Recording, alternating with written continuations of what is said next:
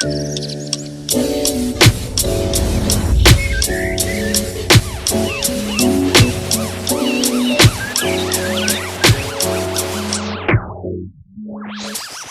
name is Justine.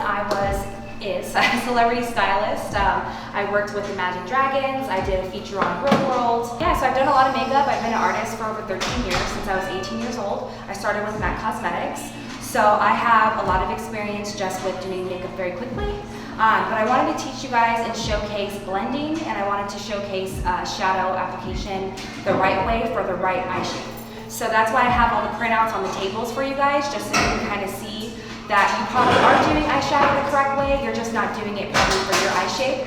Unfortunately, with tutorials, they're kind of showing how to do almond eyes, this really carved out crease, which is mostly for almond shaped eyes. So I wanted to kind of talk about eye shape and give you guys some handouts so you can take home with you. This one right here, this is your Workshop 101 paper. This one's just going to give you 6 questions, and you just want to answer them as we go, and as we kind of explore and find our eye shape together. So I want everyone to kind of grab this one, and I want you guys to grab your mirror, and I want you to kind of look at what eye shape you have, and I want you to answer the first question. So I look at this, and I look at her, and I usually will go down this. I'm like, she has an average lid. So her average lid, we're gonna do kind of tapered on the end, and some in the lash line.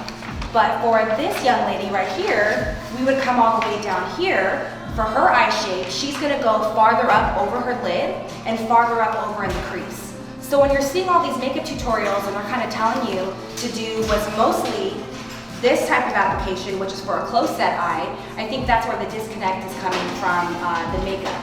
So I really wanted to educate you guys on eye shape and where the actual shapes go for that lid. All right, so the first one, what kind of shape do I have? I want you guys to fill out what shape you have before we leave here. Okay? And you can put all the trash on this little plate right here, no problem. My eyes are, I think my eyes are close set, but I also have an almond shape as well. So I would say you're in the average. You don't have a hooded lid because when you open your eye, I can still see your lid, okay? So on your answering sheet, you just want to put average, okay? Let's see, for your eyes.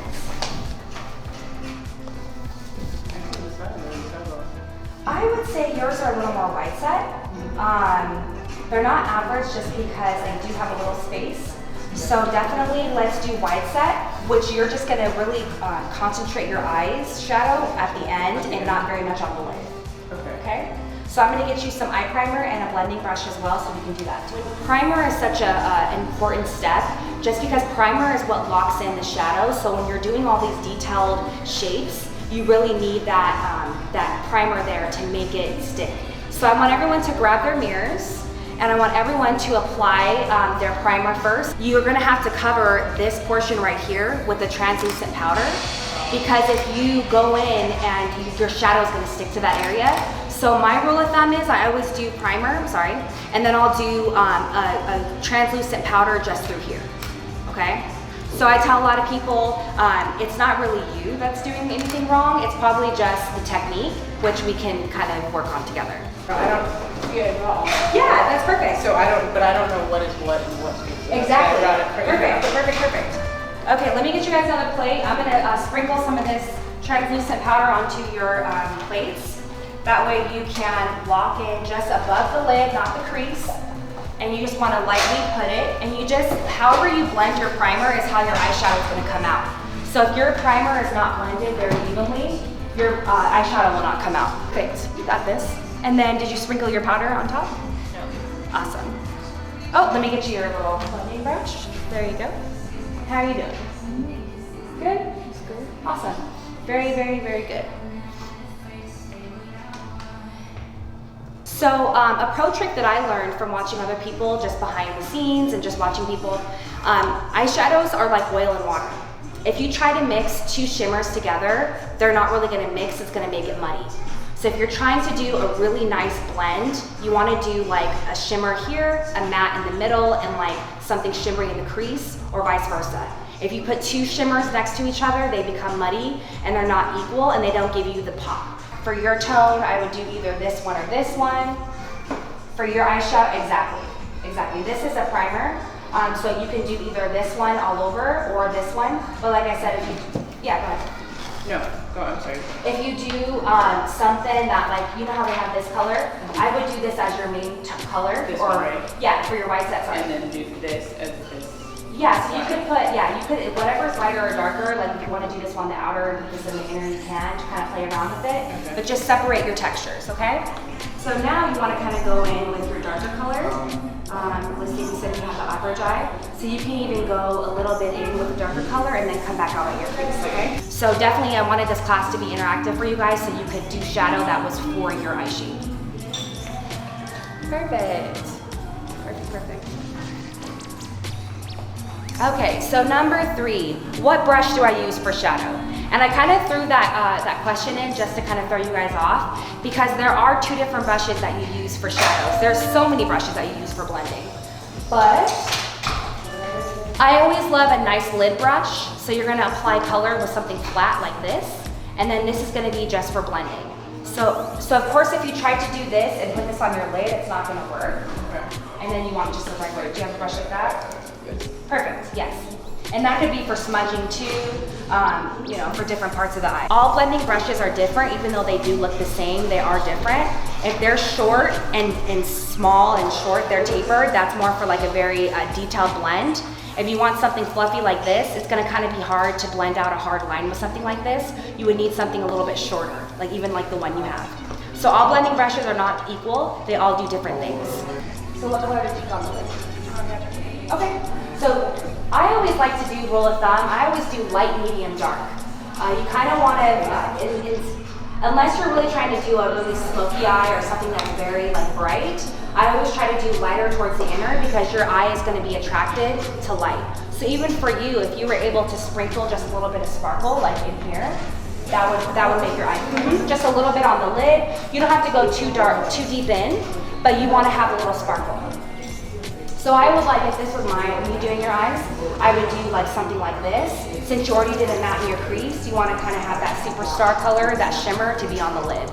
Okay, so now we're going to switch it up and we're going to add it in either more of a deeper line. So I'm going to take a black and I'm actually going to do this tighter brush and I'm just going to do this. I'm going to put it in there. I'm going to tap it out and do it on my tissue. Look down for me. And I'm just going to press it lightly into her lash line.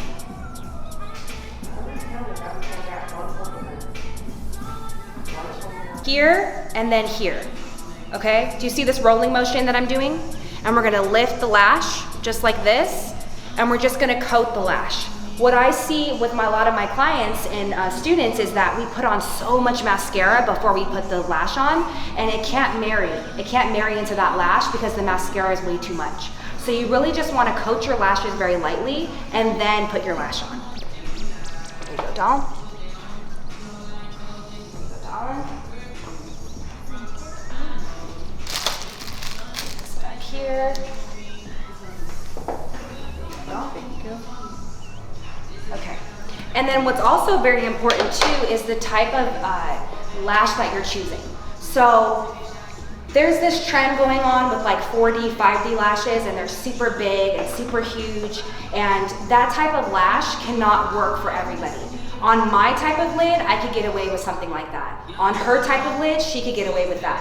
But for you three right here, that type of lash, a huge lash, wouldn't really work too well and would actually make your eyes look sad and more droopy. And lashes can be reused too if you take them out, take them off the wrong way or right way. You can just peel them from the edge out and then they'll come right off.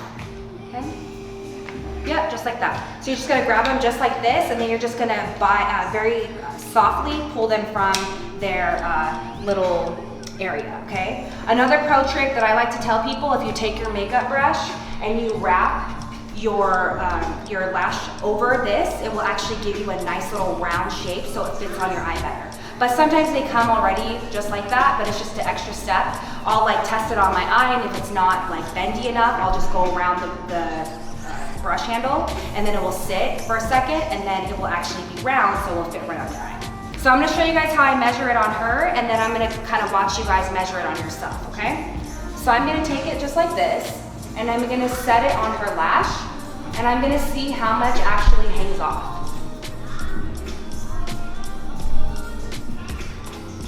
And then I'll tell my client usually to open. Now she has about 3 that are hanging on the side. So what I mean by 3 is I always measure it by the little hang off. So these little 3 right here need to go because they don't fit on her eye, okay? So I'll take my little scissors. These will not work with those big scissors. You need something small. And I'm just gonna trim it. Sorry, I'll show you. I'm gonna trim it right there. And I don't know if you guys can see this, but there's a little band, a little clear band. You need to trim this little clear band because this will literally bother you all day long and you'll just wanna rip your lash off. So I always make sure that it's trimmed on the inner and the outer, okay? So I'm gonna have you trim 3 little babies on the side there to match that, okay? And I'll hold this while you do that, okay? The wire is good, but the nail is too long. Yeah, I can get you a smaller lash too, but I would do like 2, I would still trim them because this is too far over, okay? Because something that far into your eye might be a little uncomfortable, so you can even like trim 1 or 2 little areas, okay? Can we take these off or we need these off? Yeah, you can take them off. Oh, God. So this is gonna be your outer, this is gonna be your right eye. So I'm just gonna set it right on top of here, just like this. And then we're gonna see, just like how we did with her eye, what's hanging off. You see right now my lashes?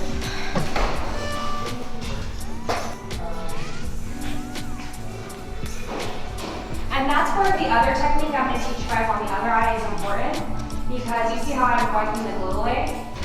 I just think that this one's a little down and that one's a little up. So you just need to trim in there. I think this one's just longer. And then I want you to try the technique with when you put it on the lash line and then add the lash, okay? Lucy? Open for me. And then look at me. I just want to see if it like melts. The problem I have is I can get them on nails or using the tweezers, but it's just getting them meshed on close enough to my lash. Do you curl your lashes afterwards? No. Yeah, so if you curled your lashes after you put them on, it makes it, because I can tell your natural lash pushes up the lash.